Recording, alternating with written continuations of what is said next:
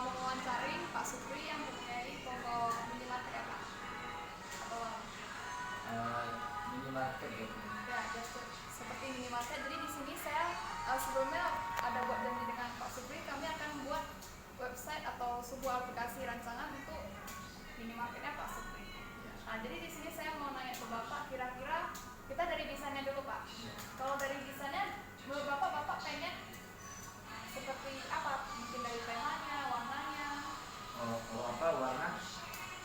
Ciri khas warna saya itu ada warna kuning, merah, putih, sama warna ini seperti warna alfamart, merah dan kuning. Nah, itu kalau warna seperti itu. Warna, kira-kira Bapak udah terpikir atau sebenarnya pernah kepikiran kira-kira Bapak mau gayanya kayak mana gitu? Kalau kalau saya sih, kalau intinya warung saya itu saya buat, toko saya bangun dari awal untuk menuju menjadi toko kayak supermarket. Sekarang kan masih minimarket. Minimarket itu barangnya masih belum terlalu banyak dan belum terlalu lengkap dan belum terlalu memenuhi kebutuhan konsumen. Kalau sudah supermarket kan semua kebutuhan konsumen ada dalam situ, mulai dari makanan, minuman sampai peralatan dapur. Nah, saat ini toko saya itu masih berkecimpung di dunia minuman, makanan dan minuman serta bumbu dapur, masih itu. Pokoknya nanti intinya toko saya itu akan saya bangun menjadi supermarket besar. Layaknya seperti kalau di Batam ini ada yang namanya Top 100, ada juga Go Supermarket, ada juga nasional itu kayak Indomaret apa macam itu. Nama toko Bapak ini apa Pak? Nama tokonya Suprimat. Oh, Bapak udah ada logonya belum sebelumnya? Sudah punya logo sendiri, saya buat sendiri sesuai dengan desain yang saya mau sendiri. Bagus Pak. Boleh nanti dikirim Pak logonya? Boleh, nanti saya kasih. Oke. Terus kira-kira kan Bapak supermarket, jadi sesuai yang saya pikirkan supermarket ini bisa ada dua aplikasi yang bisa saya buat. Pertama buat kayak POS, point of sale, dia kayak kasir gitu Pak. Mesin kasir. Terus yang kedua bisa kayak untuk stok manajemen barang Bapak. Jadi Bapak nggak harus input di kertas, nanti berserak tercecer kemana-mana. Ini langsung input di website ini Pak. Jadi nanti kalau dia berkurang otomatis berkurang. Oh, boleh. Sebenarnya saya sudah menggunakan aplikasi tapi Android. Nah, itu aplikasi POST itu. Dia aplikasinya itu lumayan sudah bisa memenuhi kebutuhan saya. Kenapa? Dia itu bisa tanpa terkoneksi WiFi. Jadi contoh mati lampu, tapi kan handphone tetap nyala. Dia bisa melakukan transaksi. Tapi kalau komputer ini aplikasi yang berbasis desktop di komputer dan harus terkoneksi listrik selamanya, ya. Ketika mati lampu kan dia nggak bisa beroperasi. Nah, kalau yang saya pakai sekarang itu ketika mati lampu dia bisa beroperasi dan tanpa terkoneksi WiFi.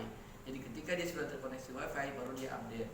Tapi kalau tiba-tiba transaksi mati lampu, WiFi mati, dia tetap terus bisa berjalan.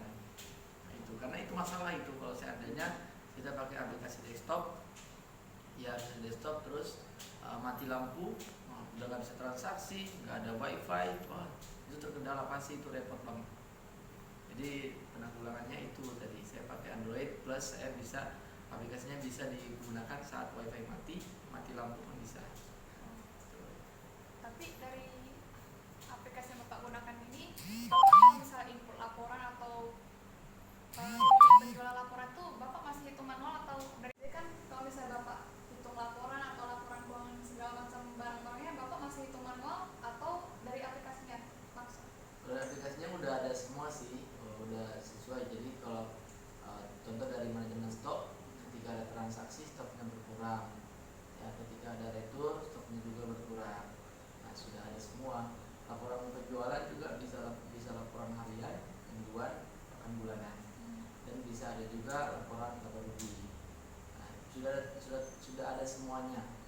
Cuman saat ini ya karena masih minimarket, ya perangkat yang masih agak berat bagi saya karena perangkat yang saya gunakan masih Android. Dan saya mau pakai dia pakai monitor, ya, tapi dia berbasis Android touchscreen seperti itu.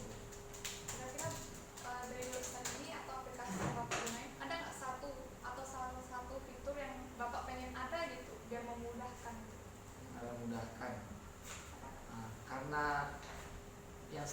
saat ini cuman transaksi, laporan keuangan, laporan laba rugi dan lain sebagainya.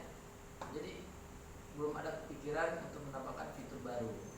Ya, soalnya sudah ada semua di situ, ada login by kasir, login by owner. Jadi kalau owner itu saya bisa lihat laporan keuangan untung saya berapa. Tapi kalau kasir dia nggak bisa lihat, dia nggak bisa lihat modalnya, dia nggak bisa lihat keuntungannya berapa. Dia hanya melakukan transaksi jual beli dengan harga jual bukan harga modal, seperti itu. Cuman mungkin satu yang ingin saya masukkan, yang saya pikir dan saya mungkin udah kebayang, yaitu memasukkan transaksi kayak transaksi jual beli pulsa, bayar air listrik, PPBOD atau PPBOD, pokoknya itu yang berhubungan dengan bayar membayar, di bayar air listrik, bayar beli pulsa, token dan sebagainya, itu belum ada dalam satu, karena aplikasinya masih berfokus pada transaksi jual beli, transaksi laporan keuangan, stok barang, manajemen stok. Tapi Bapak ada niat untuk mau jual kayak token listrik? Ada niat, tapi kalau kita buka itu otomatis kita harus tambah modal. Nah saat ini mungkin masih saya pending dulu, cuman kalau sistem saya sudah bagus pasti saya masukkan itu, karena saya harus training sumber SDM nya juga. Kalau SDM nya gaptek handle itu, oh itu bisa rugi besar itu, karena dia jual uang. Ya kan kita jual pulsa itu baru kita jual uang, kita jual 20.000 berarti 25 itu contoh ya. Nah, itu jadi kalau dia terserah transaksi, wow itu udah rugi 2 kali lipat saya. Itu sih misalnya. Kira-kira kalau misalnya saya buat website yang semua saya gabung, ada nanti yang pembayaran yang Bapak mau itu Boleh. transaksi, Kalau nanti lengkap sama laporan dan manajemen stok sama POS-nya. boleh juga. Di saya itu belum ada ya, kalau kita kan butuh company profile, jadi website untuk menjelaskan tentang perusahaan Oh kita. bisa, Pak, bisa. Itu saya belum ada, karena Android kan, pokoknya ada, jadi orang bisa tahu oh ternyata Sprimat ini ada di Batam, terus pertama kali didirikan tanggal sekian, itu kan Yang juga penting informasi sama kontak nomornya ya, kan. untuk supaya identitas perusahaan itu bisa jelas di publik di mata masyarakat. Itu aja sih yang ingin saya tambahkan. Bisa, Pak, bisa. Nanti saya coba realisasikan dan ceritakan buat Bapak. Boleh. Terima Terus kasih. kira-kira Bapak ada yang ingin ditambahkan lagi nggak, Pak? Ditambahkan lagi. Nah, Bapak ada nggak transaksi kayak kita bayar QRIS? QRIS belum ada juga Nah, saya. nanti saya tambahkan, Pak. Boleh tambah QRIS. Nanti QRIS, terus satu lagi, saya belum punya laporan. Kalau dulu saya kan pernah pegang GF akuntansi kan. Dulu saya pernah pegang GF akuntansi. Di GF akuntansi itu dia bisa juga transaksi jual beli, transaksi semuanya bisa, manajemen stok. Cuman di situ ada satu fitur yang saya rasa itu belum ada di tempat saya, yaitu fitur supply distributor. Jadi distributor itu dia ada fitur tersendiri ya, yang dimana manajemen stok khusus dari distributor itu dia di-scan. Jadi contoh distributor A barangnya ini, distributor B barangnya ini. Jadi ketika distributor datang ke toko kita udah tahu barangnya itu ini aja. Ada juga kalau kita nggak tahu itu fitur itu, atau kita nggak tahu manajemen stok tentang identitas barang, nah itu bisa masalah juga. Kenapa? Kadang-kadang kita juga melakukan order barang di sales yang berbeda, di distributor yang berbeda. Padahal kita harap-harap barang itu dikirim, padahal itu bukan barang mereka. Nah, itu fitur satu itu. Jadi fiturnya itu tentang manajemen stok khusus untuk distributor. Jadi semua distributor situ, ketika saya pilih distributor A contoh, jadi dia akan menampilkan distributor A itu membawa